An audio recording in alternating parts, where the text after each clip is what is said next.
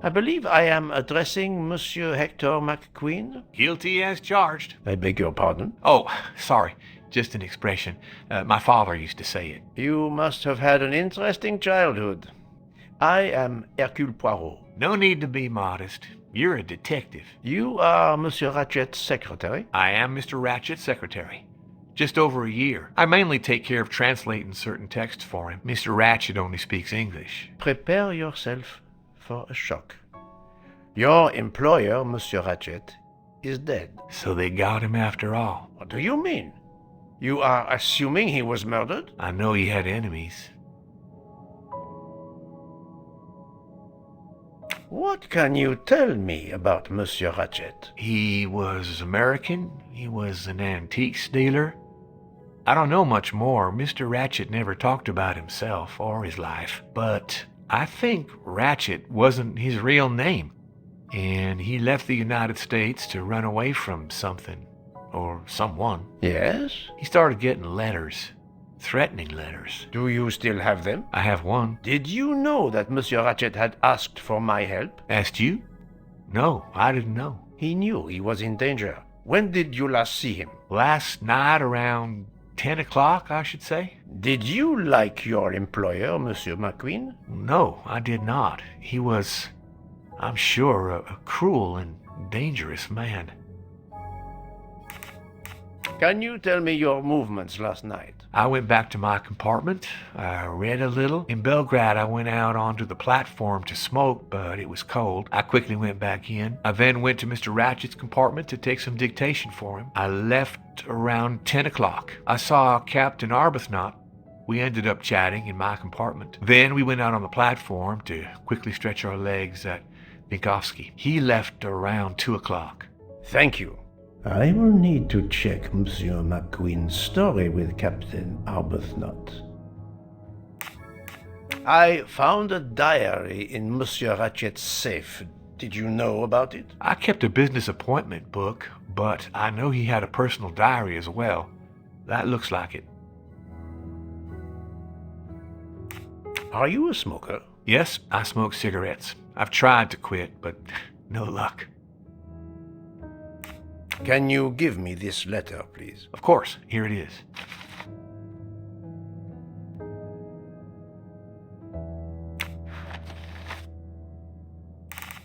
Can you give me this letter, please? Of course. Here it is.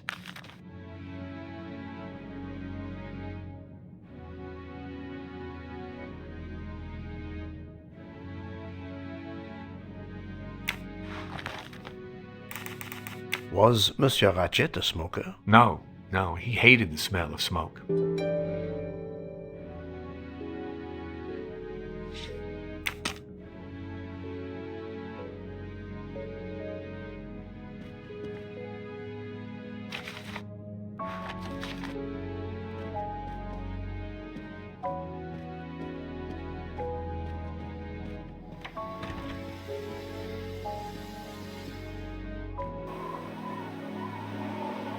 The train is completely trapped because of the avalanche.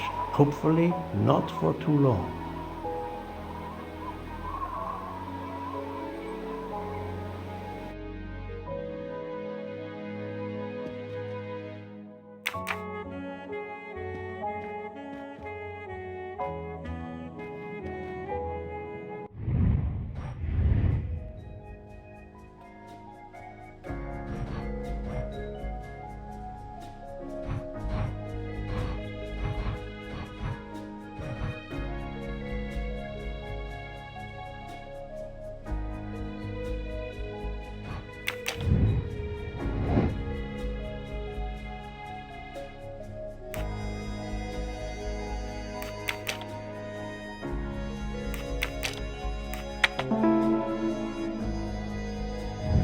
Et voilà.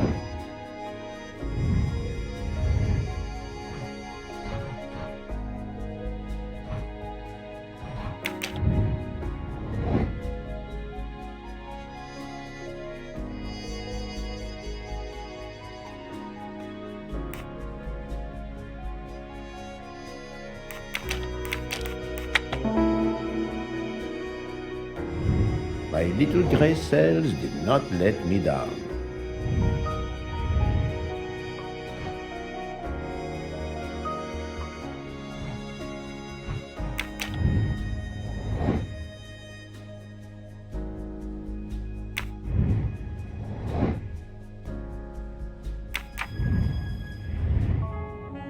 I think I've seen everything I need at the moment. I'm counting on you to finish your analysis. I'll have a more detailed report for you as soon as I can. Monsieur Michel, I must ask you a few questions if you don't mind. I will do everything I can to help. First of all, tell me about yourself. Very well. My name, as you know, is Pierre Michel. I am from Calais. I've been with the company for over 15 years. Thank you. But I never... That's the right answer. I would like to reconstruct with your help the events of last night. Monsieur Ratchet retired to bed. When? Almost immediately after dinner, sir. Actually, before we left Belgrade. Did anybody go into his compartment after that? His valet, monsieur. Monsieur Masterman, and then his secretary, the young American gentleman. Monsieur McQueen. And that is the last time you saw or heard of him? No, monsieur. You forget that Monsieur Ratchet rang his bell around 12:40 a.m., soon after we had stopped. I knocked at the door, but he called out in French, "Ce n'est rien, je me suis trompé." I then left to answer another bell that had just rung. Where were you at 1:15 a.m.? I was sitting on my little seat at the end of the car, facing up the corridor. Are you sure? I left a little after 1 a.m. to speak about the snow with my colleague Jean in the bar car. I came back later. There was a call. I remember speaking to you. Indeed, I remember. Carry on. It was the American lady, Madame Hubbard. She thought she saw a man in her compartment. Then, around 1:50 a.m., I made the bed for Monsieur Ratchet's secretary, Monsieur McQueen. He had spent the evening talking with the English Captain Arbuthnot. At 2 a.m., I returned to my place and stayed there until dawn. What is the last station where we stopped? Vinkovsky. Could someone have come on board? Possibly. I was very busy. Owing to the weather, we were a few minutes late. We left at 12:10 a.m.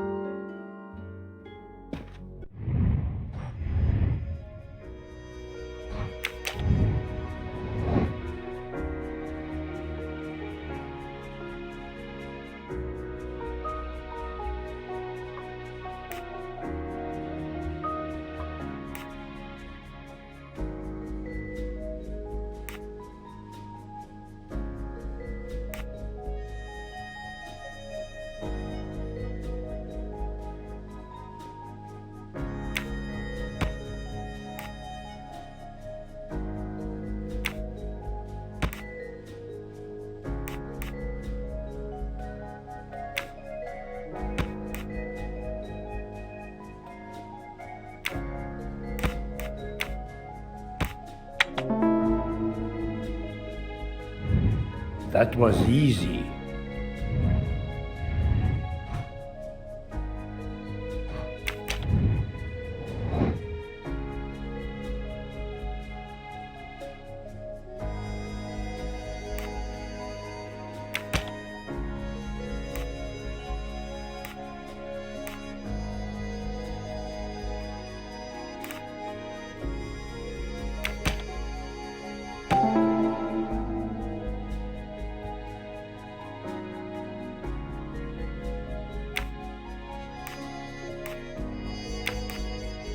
While Monsieur Michel was chatting with Monsieur Fauchet in the bar car between 1 a.m. and 2 a.m., the murderer could have escaped Ratchet's room without being seen. I'm right again. That happens to me a lot.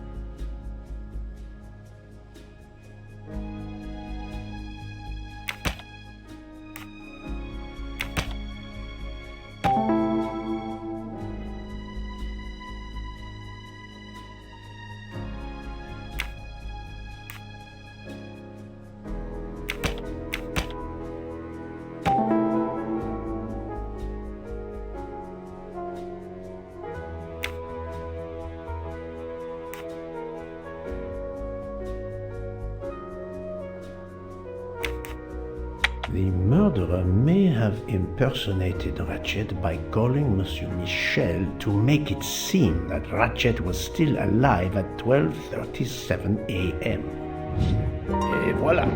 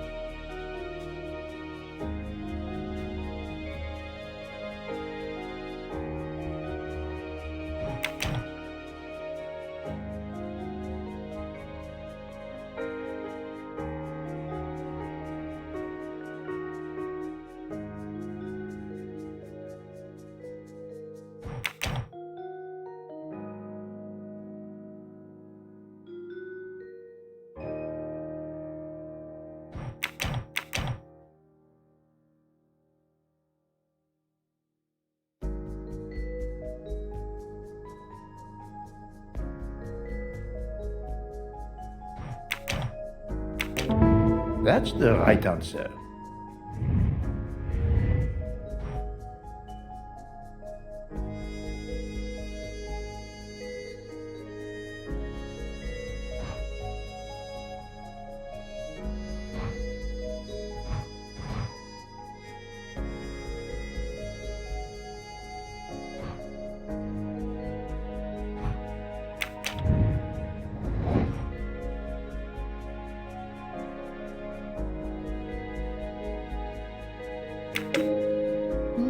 This direction looks promising.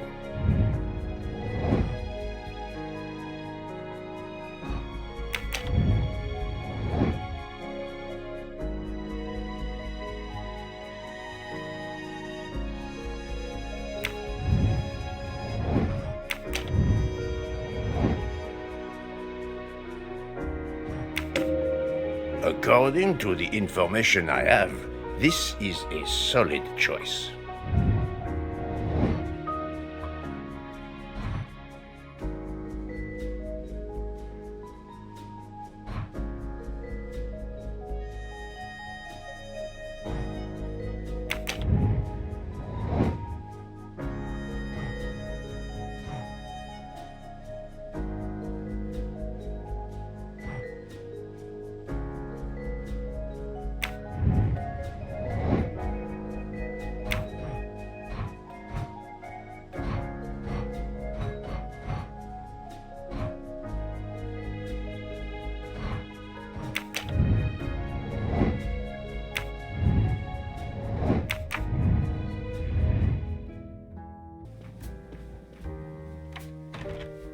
So, my friend, have you found our killer? Not yet, but I will tell you what I have learned. Please.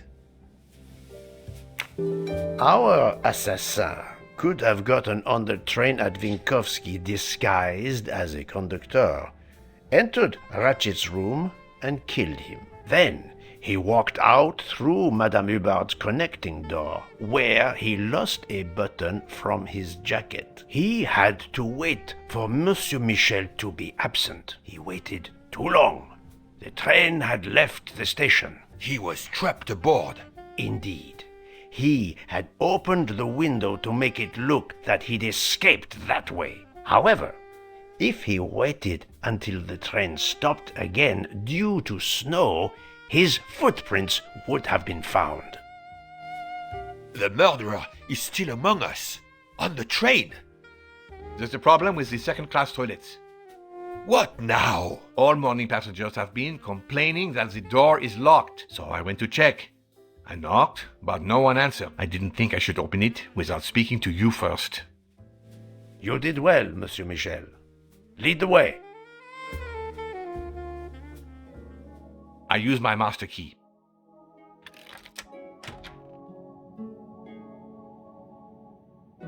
But who is she? Is she alive? She is breathing. Then if she isn't dead, isn't she our murderer? That, my friend, is what we must find out.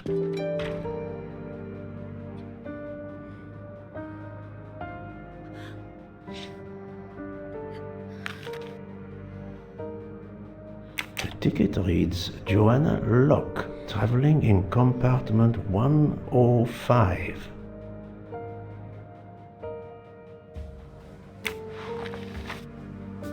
Miss, can you hear me?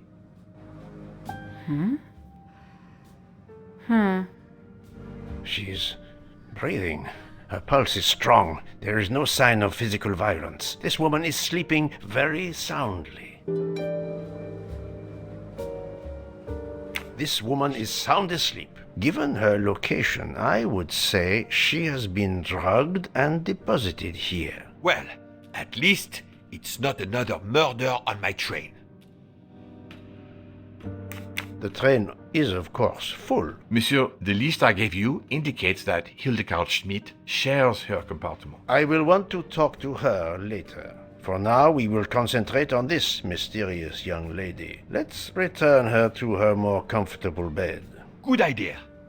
Pierre, locate this woman's room and fetch the doctor. Yes, sir.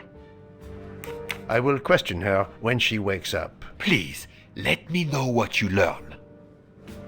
Mademoiselle Locke's compartment is 105. I suggest we return her to her more comfortable bed. Yes, hopefully she will awaken soon.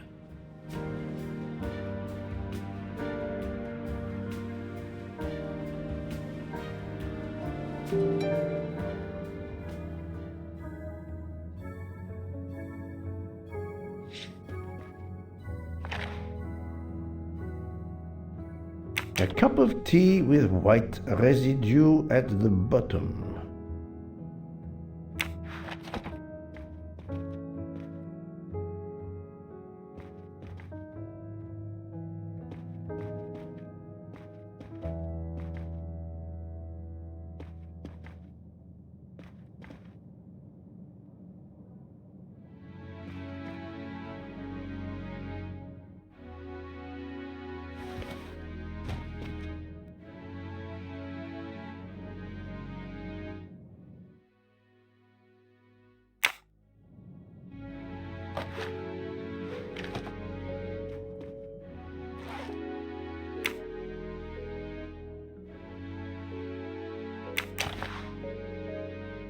A briefcase and a wagon-lit conductor's jacket, and the button is missing.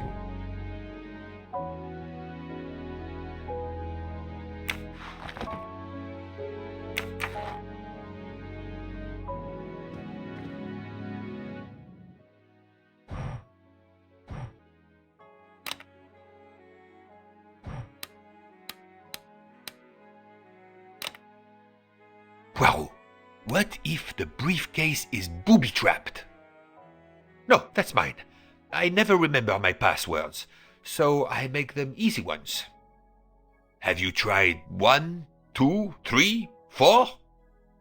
Have you tried 0000? But of course you know what you're doing. It is booby-trapped, is it? We really need to find the combination. Poirot, I'm disappointed in you. I was certain you would have it by now. If you need a break, I can ask Jean to make you some coffee. So, Poirot, any luck so far? No, that's mine. I never remember my passwords, so I make them easy ones. Book, silent like a mouse, please. I'm sorry. You're right. I'll be quiet now. You need to concentrate. I will not utter another word. Not one. Book, there will be another murder on the Orient Express in a moment.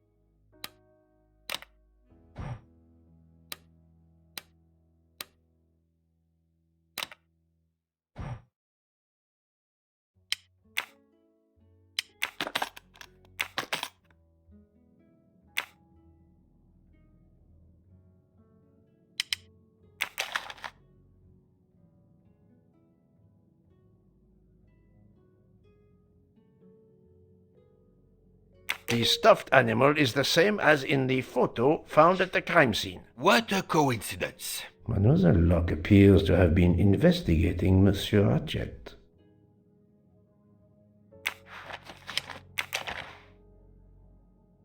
Mademoiselle Locke seems very interested in our victim. Of course.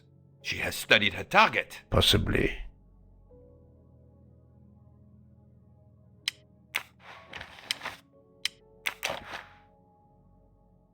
Her driver's license confirms her identity. She is American. These are fake IDs. It's certain.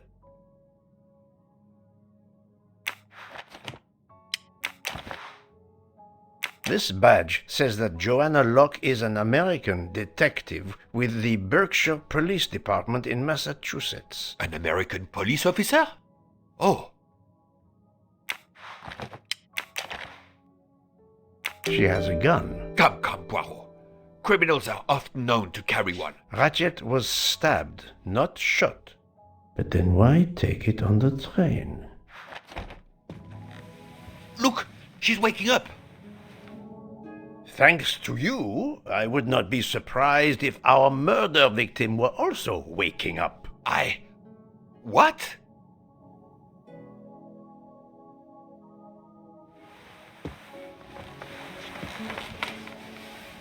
Oh, my head. What's all the yelling about? Who are you? Give me a good reason why you should not be in handcuffs. I can give you a reason, Book. Whose handcuffs will we use? I have none. Do you? Well, You are Joanna Locke, mademoiselle? Yes, Joanna Locke. I'm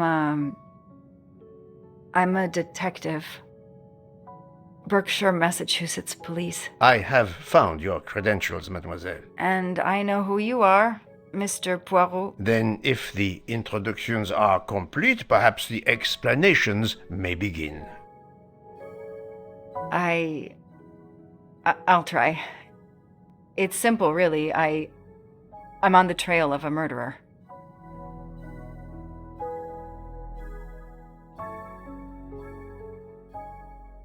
I had just been promoted to detective after 5 years on patrol. It was my first time on a major case. It had been a month since Daisy Armstrong was kidnapped. The Armstrongs were desperate for some sign of hope. I was there only for paperwork, to fill in some blanks.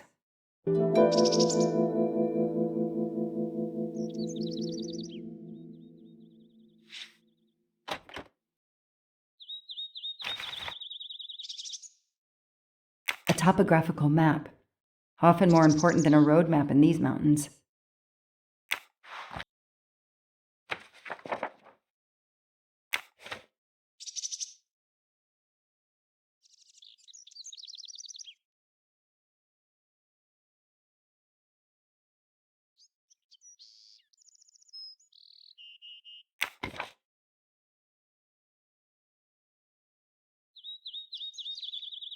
The crime was audacious. How could the kidnapper know which was the window of Daisy's room?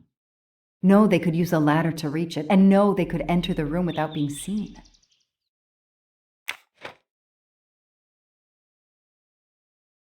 The misspellings are clearly on purpose, and they didn't return the child when the ransom was paid.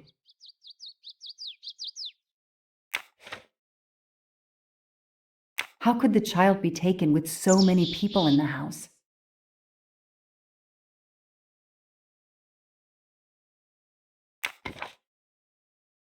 I can't imagine the pain her parents felt when they realized Daisy was gone. How are they going to feel when they realize I have no answers for them? Only more questions.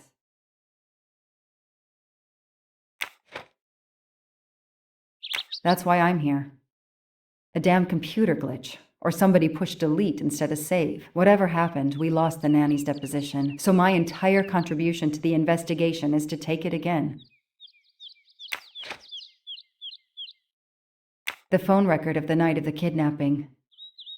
The last call was for 911.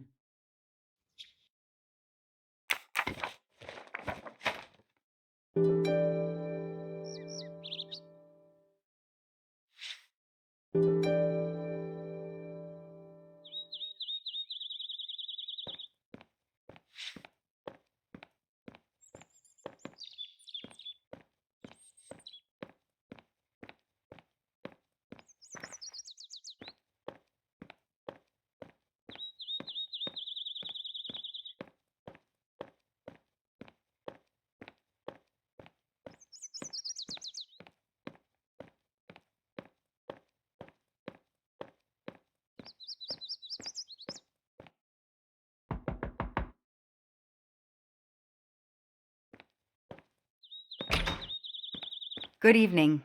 Colonel Armstrong? Yes. You're the detective they phoned about. Joanna Locke. I don't remember you. I'm newly assigned to the case. It's about time more detectives were involved. My wife, Sonia, she hasn't been herself. Every day is a waking nightmare for us. Tell me you've uncovered something new. I'm here to speak to your daughter's nanny. There was a computer problem. Her earlier statement has been lost. Oh, I see. We had hoped. Well, do as you wish. I won't be far if you need me.